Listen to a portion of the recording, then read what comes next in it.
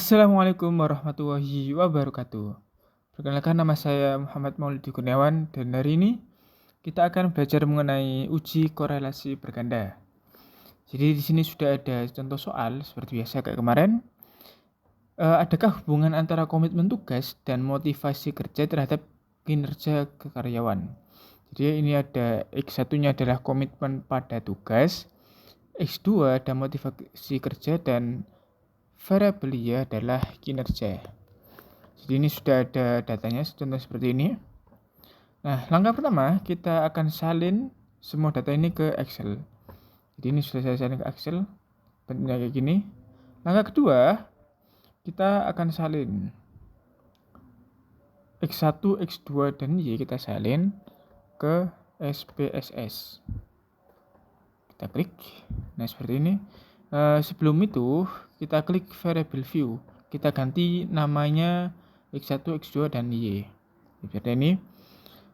Langkah pertama, kita rubah desimal menjadi 0 semuanya. Terus bawahnya juga 0.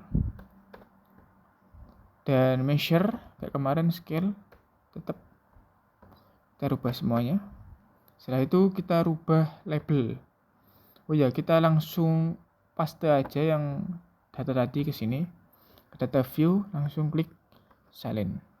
Nah, akan muncul kayak gini. Terus kita edit lagi, yaitu labelnya. Kita lihat di sini, yang pertama X1 adalah komitmen pada tugas. Yang kedua adalah motivasi kerja. Sebentar. Kita klik SPSS. Kita salin. Yang bagian label kedua adalah motivasi kerja. Motivasi kerja. Oke, yang nomor 3 adalah kinerja. Kita tulis kinerja. Oke, jadi seperti ini. Kita klik lagi data view. Nah, akan muncul data kayak gini. Oke.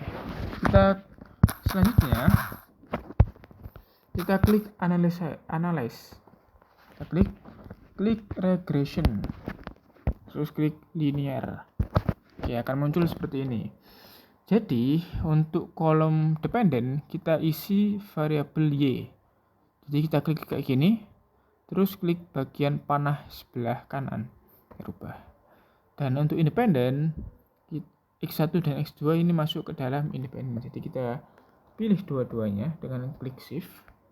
Terus kita pindahkan ke bagian kanan. Oke, jadi seperti ini. Setelah itu kita masuk pada menu statistik. Terus kita centang bagian R-square, change, dan descriptives. Kita continue. Terus kita bagian plots. Nah, kayak gini. Nah, untuk ini dependent itu masuk pada variable Y. Dan ini spread ini masuk pada X. Nah, seperti ini.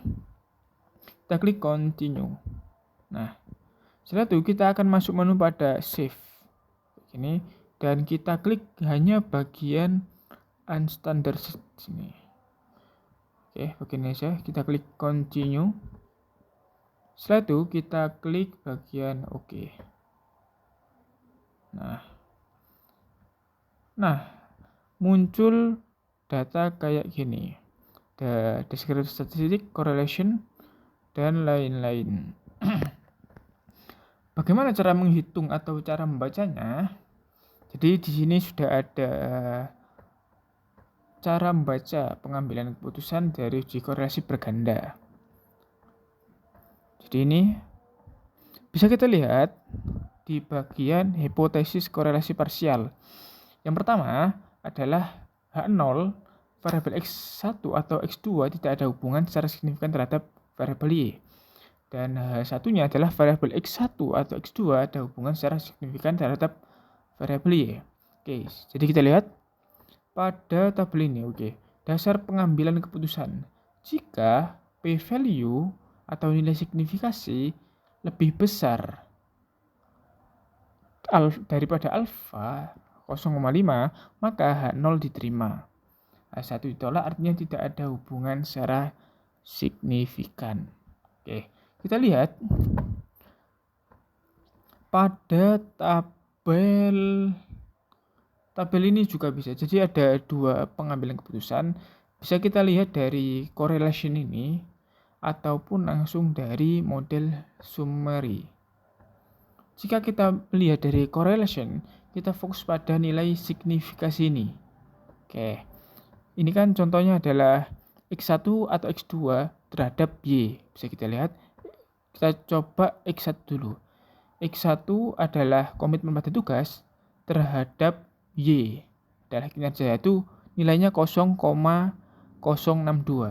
Artinya, p-value atau nilai signifikasi lebih besar daripada alfa, maka H0 diterima. Artinya tidak ada hubungan secara signifikan terhadap variabel Y. Kalau lebih cepat lagi, bisa kita lihat langsung ke bagian model summary.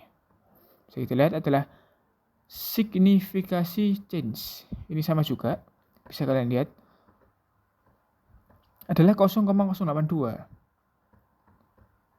Jika kita lihat 0,082 itu lebih besar daripada nilai signifikasi. Artinya tidak ada hubungan signifikan. Dan kita lihat pada bagian interpretasi koefisien korelasi. Nah, kita bisa lihat dari tabel sebelah sini R. Kita fokus pada R, yaitu 0,411. Jika kita lihat pada tabel ini 0,441 masuk pada tabel nomor 3, yaitu tingkat hubungan adalah sedang. Jadi itu pengambilan keputusan nomor 2. Yang ketiga adalah hipotesis korelasi simultan atau F. Oke. Jadi ini hampir sama dengan yang di atas. Kalau yang di atas ini sendiri-sendiri adalah X1 dengan Y, X2 dengan Y, ataupun sebaliknya. Dan jika hipotesis korelasi simultan itu adalah gabungan. Jadi X1 dan X2 apakah berhubungan dengan Y ataukah tidak? Nah, cara melihatnya kita bisa lihat di sini adalah nilai signifikasi change. Jika lebih kecil daripada 0,5, akhirnya H0 ditolak. Jika lebih besar maka H0 diterima. Bisa kita lihat lagi, sama juga di bagian signifikasi F change, yaitu 0,82. Yang artinya lebih besar daripada 0,05. Artinya H0 diterima dan H1 ditolak. Jadi variabel X1 dan X2 tidak ada hubungan, tidak ada hubungan secara signifikan terhadap variabel Y. Jadi gitu untuk pengambilan keputusan korelasi berganda. Sekian dari saya. The next adalah kita akan belajar mengenai uji regresi berganda. Oke. Terima kasih.